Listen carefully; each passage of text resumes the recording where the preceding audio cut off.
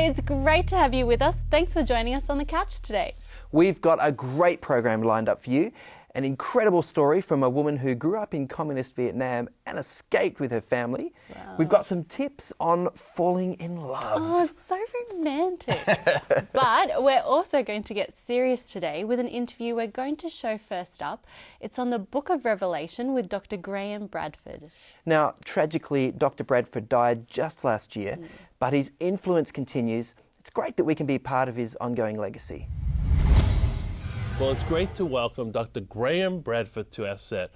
Dr. Bradford is an evangelist. He's run campaigns in Russia and England and even been an evangelist to the United States of America. Right. You know, I guess most people think of them coming over here, but sometimes the reverse happens. They have a great need over there, yes. They certainly do, don't we, all over the place. To Africa and all over the world. And you've also taught at Avondale College of Higher Education. Right. But you're here because you are one of the authors of a really groundbreaking Bible study set about the Book of Revelation. That's right. Now, for many Christians, when we look at the Book of Revelation, it's both a little bit terrifying and also very cryptic.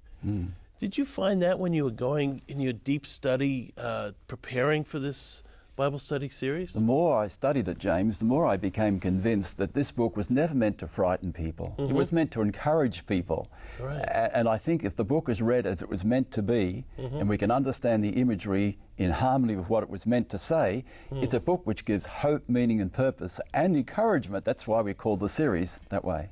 Revelation Hope. Yeah. So now this was written with yourself and also John Pauline. Now John Pauline is a scholar in the United States. Right. How did a scholar in the United States, an evangelist in Australia, how did you guys hook up? We got linked up with our division president here, Pastor Laurie Evans, who felt that we needed something fresh and in harmony with what Pauline had been writing over many years. James Pauline had been writing books for a decade or so. The books had been available and people had been pleading with him, can't we get this into a series which people could study the Bible? Right, instead of just in the sort of the realms of academia or even in popular culture, but a way to sort of turn it from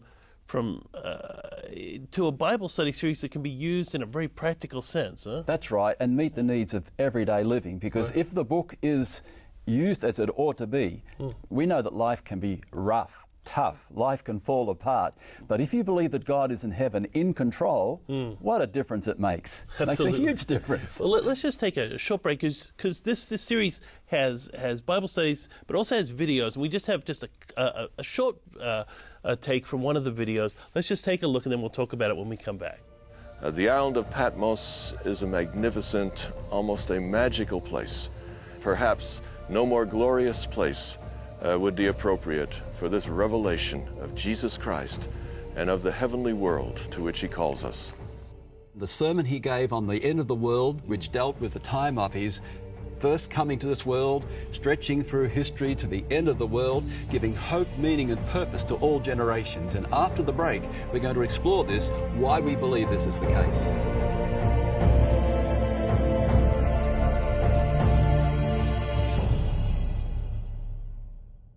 That was really interesting. You know, my favorite scene is where you're actually on the Isle of Patmos, where John was when he wrote the Book of Revelation. Right. We visited there, and we were sponsored to go there and do the material on site in the 7 churches and also on Patmos. That's amazing. Now, while you were there, did you get any insights, I suppose, from being actually in the natural surrounds where this book was written? You certainly get a feel for things, because always you're trying to understand, first of all, what did the book mean to the people to whom it was originally written, right, in the culture of the first century. And after having worked that out, then we work out what does it mean for us today. So on the spot does make a difference, yes. I guess the culture of the Middle East and the churches that this was originally written to, which I guess were in modern-day Greece and Turkey, were very different from modern Australian culture. So what differences would there be? Well, I think that the Bible itself comes alive when we tap into that culture. The people in the first century were very concerned about the Roman Empire, and the Roman Empire was really oppressive to the people.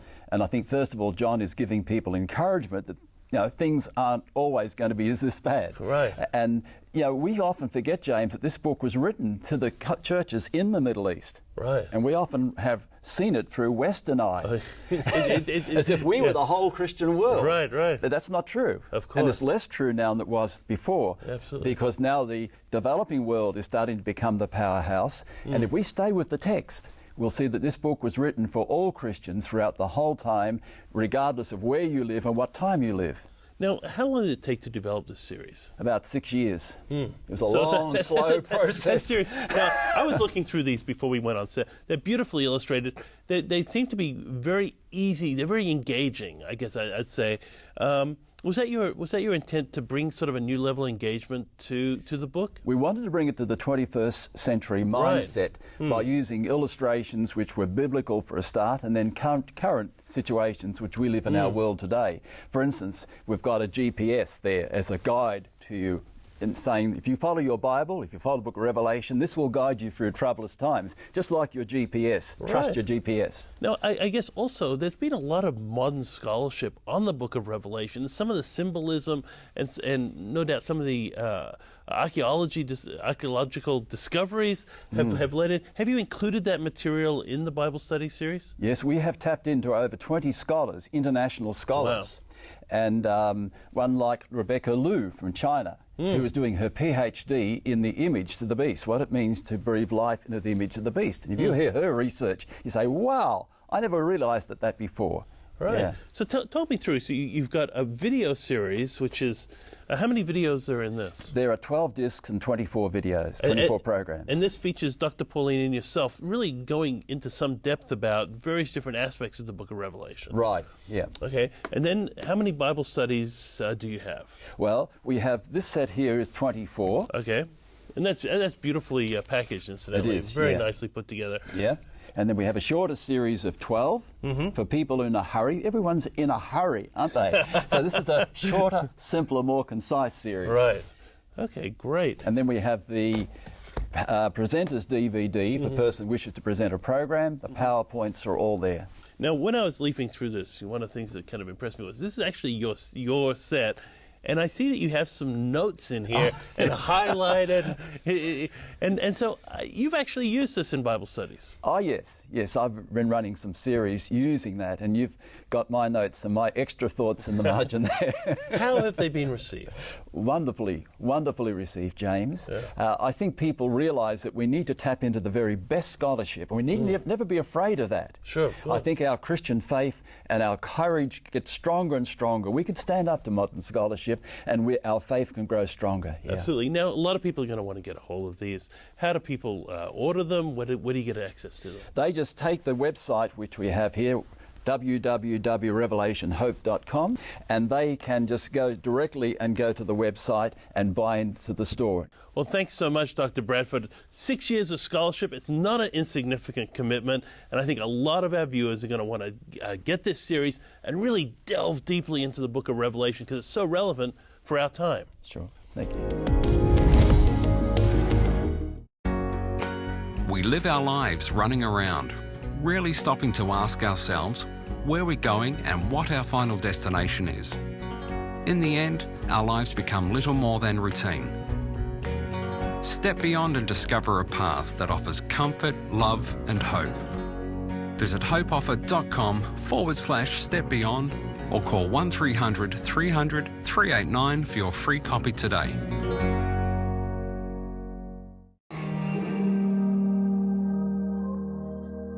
Looking back, I can see all those happy memories didn't happen by chance. I wish I knew then what I know now. I should have asked more questions, got more advice. I didn't realize how much you sacrificed. Now I'm a parent. I see everything you did for me. Thank you.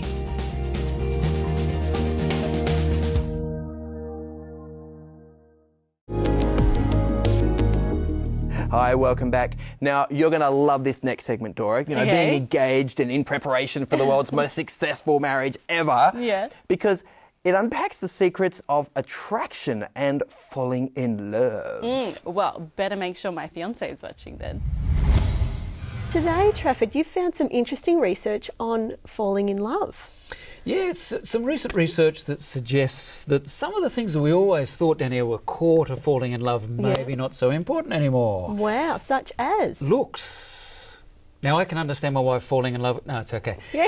Looks, we always sort of think looks is really important, you know, that's the key thing. Or income, how much money does this guy earn or this girl earn? Yeah. I guess particularly in the past, how much the guy earned, of course. Even religion has been very important. Age, they are kind of been traditional measures. They are very typical of what we would associate. What's emerging now is that the core of falling in love is friendship. Wow. Yeah, so there's been a bit of a change, I think, over the last little while. So what they're saying is that what couples are looking for now is I mean, I think all those things are still somewhat important, but more importantly is the friendship. So I think we're recognising that, you know, we can have money and we can have looks and all that stuff. That's cool, but it's the heart of the matter. Yeah, what's at the heart of a relationship? So not so much what our spouse is going to look like when they wake up in the morning. Yeah. It's all about the connection. It's about what you're saying? It's this heart-to-heart stuff. So, for instance, in 1939, the research suggested that love was 5th on the list for what women look for in a partner. Wow. So love just hardly even counted now. I'm really surprised by that. Yeah, you'd think that doesn't make sense. But now it's number 1 for women and men, and what university-age students are looking for most of all is emotional intimacy.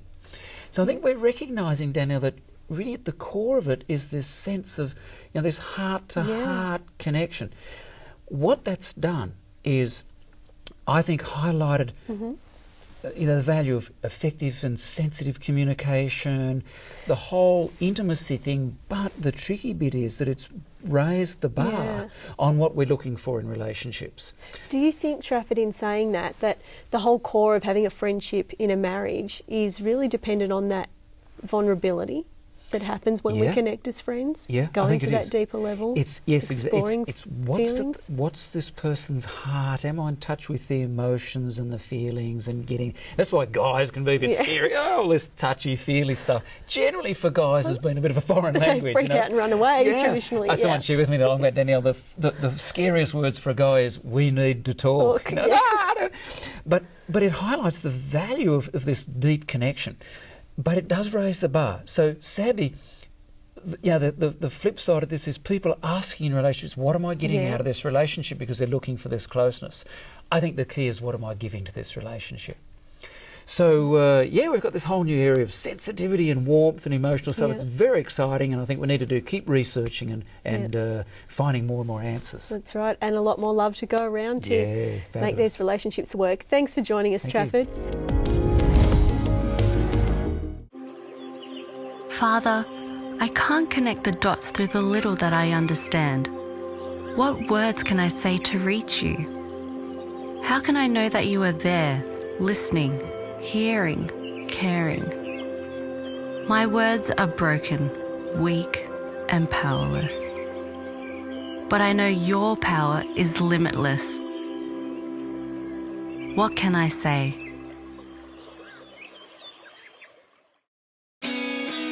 Planning your future can be a daunting task. What you want to do, who you want to be, and the road ahead can often be unpredictable. No one really knows what the future holds. Avondale. It's education designed for life. We're going to start with some soybeans. Use some chickpeas, an onion, you have a teaspoon of salt, slice some tomatoes, slice some cucumber, some red onion just to give it a bit of freshness. So just make little falafels like this. They just smell amazing. Let's make our tahini dressing. Let's get in some tomatoes, cucumbers, some falafels. Drizzle some of this lovely dressing. All you need to do is roll it up and you've got a delicious lunch for your family.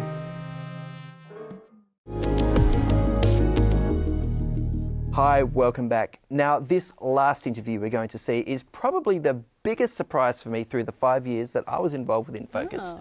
She's a Sydney businesswoman with an incredible story and a smile that just lights up the room. Wow, let's check it out. Well, I'm starting to think that I must be dealing with a work of fiction here today, because we're talking about a book today called The Ugly Daughter, and which is clearly not about you, Julia Legian. Thank you. That's me. That's you. You're the ugly daughter. I'm the ugly daughter. I find that very hard to believe. Please explain. You haven't seen my sisters. Oh, okay. They all look like supermodels. Yes. Yeah. But your childhood was pretty rough, though, wasn't it? It was, I've read your book, The Ugly Daughter. It is actually, it's not fiction. I'm joking. It's a true story and a harrowing, terrible story in some ways. Yes. Your parents were both quite abusive to you and your brothers and sisters.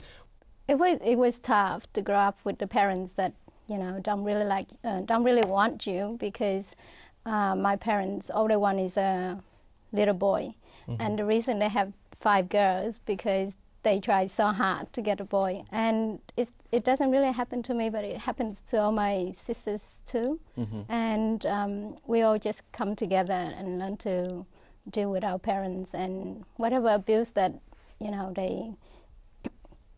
they given us, we just take it and just pray. So you were growing up in Vietnam after the years of the Vietnam War, yes, and the country was very poor. Your family was very poor. Yes. But when you speak about prayer, it was your grandmother that taught you to pray. That's wasn't right. she? But she was Buddhist, wasn't she? So how did that work? Well, my grandmother, in my opinion, she's a living Buddha, because she's a very compassionate woman, and she doesn't discriminate. And basically, she's a Buddhist, but she also explained it to me that Buddhism is a way of life. It's not a religion. And she only believes in one God. And there's only one God in this world, and that's what we should look up to, and that's what we should believe into. And so during the first 7 years of my life, and I'm very grateful that my parents actually left me with my grandmother, because during that time, she taught me a few really invaluable life lessons, and that is, love, compassion, faith, and also forgiveness. And during that time, I get to learn all this. And so when she returned me to my parents, I kind of used these lessons. You had a foundation built there in your heart of a prayer and more positive. Because she was the one who told you were special, and maybe you never heard it from your parents, but you heard it from your grandmother. That's right. It's every day. That's what she tells me, I'm special, and she called me her little princess. And she always reminds me that my purpose in life is to go out there and to serve others. So she always reminded me that whatever happened to me during the time I lived with my parents, I have to remember that it's just a test from God, and to see if I'm worthy of His work, and I have to live my life as an example. Do you consider yourself a Christian? I mean, you believe in God, you pray, but you're not. Are you not a Christian? Or you are a Christian? Can you explain this to me? I could say that I'm in between. I'm a little bit of Buddhist and a little, Christian, but I'm more leaning toward the Christian. The reason, because, like what I said, my grandmother explained it very clearly as a child, that Buddhism is just a way of life, and it's more about us learning to practice, compassion, and to help others and to serve others. And there's a Christian world, which is God, and there's only one God. And when we're in trouble with our life, we just only look up to one God. So basically, I can say that deep down in my heart, I'm a Christian, but I'm also, But you have that Buddhist background and upbringing. It doesn't let go easily. That's right, yeah. And there's a lot of value there. I understand what you're saying. Like, as I was reading through your book, I could see again and again there were some pretty intense spiritual experiences that you lived through, things that you saw. Throughout my whole childhood, I always see things and hear things, and also witness in real life that, this curse. And it's also happened to one of our family members, which is my sister. And she almost died. And because my dad, he's, Christian, and he doesn't believe in any of these things. And when my grandmother told him that my sister been cursed and there's a demon possessing her, and he didn't believe her. So for the whole entire 3 years, that grandmother tried so desperately to save my sister and want to take her to see you could say, witch doctor and remove the curse. And Dad totally refused it and didn't let her until my sister, at the last breath, on her last breath, that just about, my parents just about to put her in the coffin. That's when Dad actually agreed to let my grandmother took my sister's body and took her to see the witch doctor and removed the curse. And she's now still alive, and So I guess for for Christians watching this, that's a pretty challenging sort of story, but it's the reality of what you went through. That's right. But also through your life, you've seen God come through for you again and again, like guiding your life. Can you tell us maybe just a couple of those key moments? Yeah. So my whole entire life up till now, I believe that if it wasn't for God, I wouldn't be here today anyway. And the whole life is just like a mini series, of miracles for me.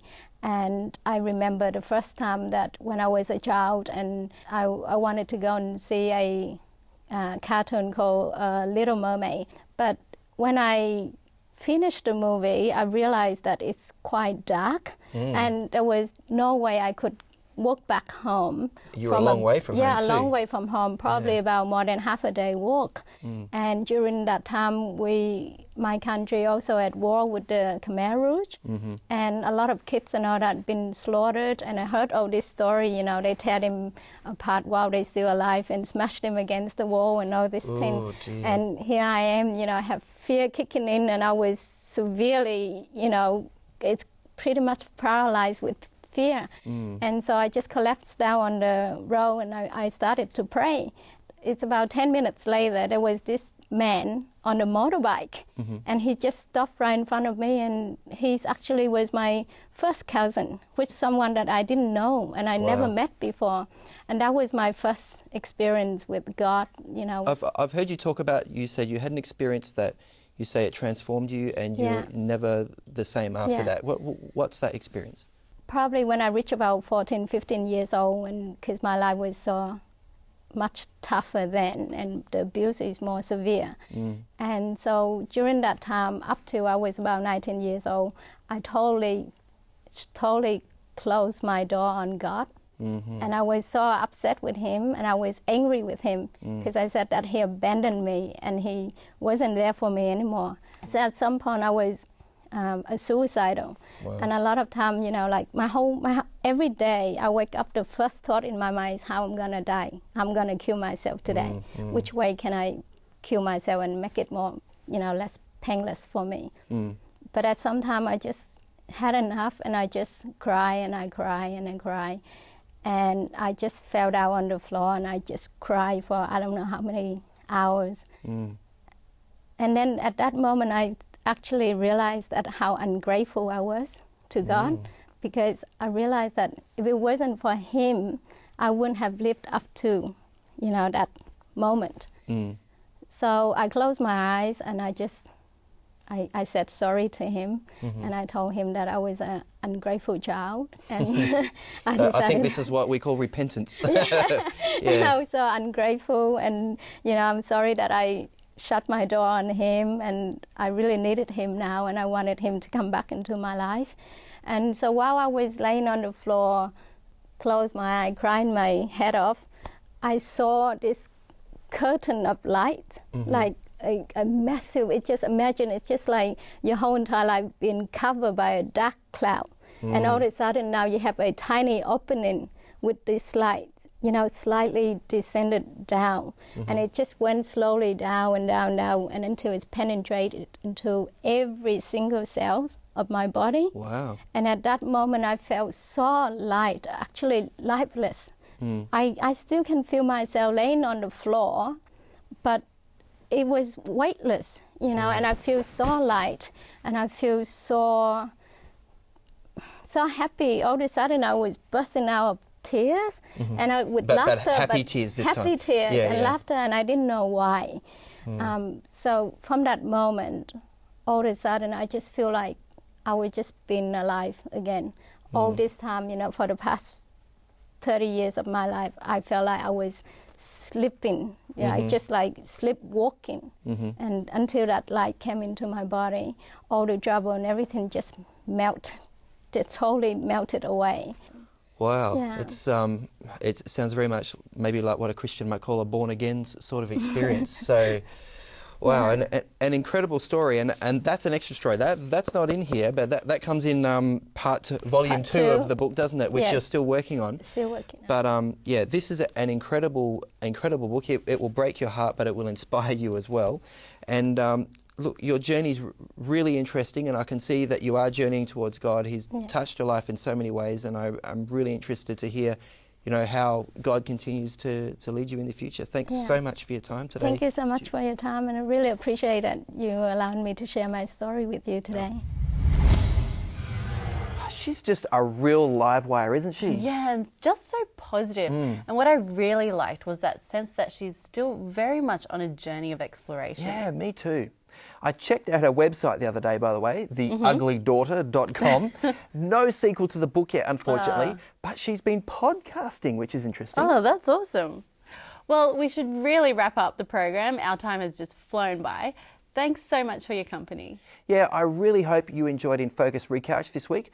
Look after yourself. God bless. We'll see you next time.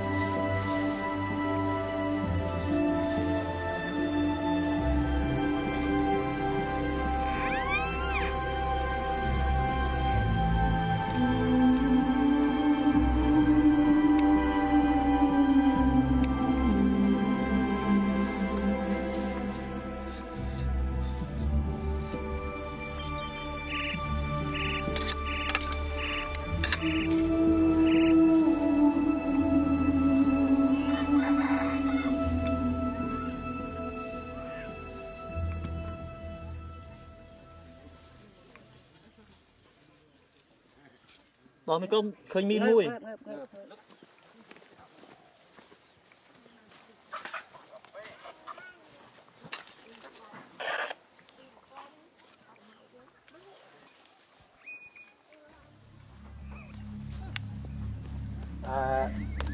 Ngày ai bên nào cũng biết sai chơi mò này. Rong proyat, rong proyat, rong proyat, nghiêm ngặt, cầm tích.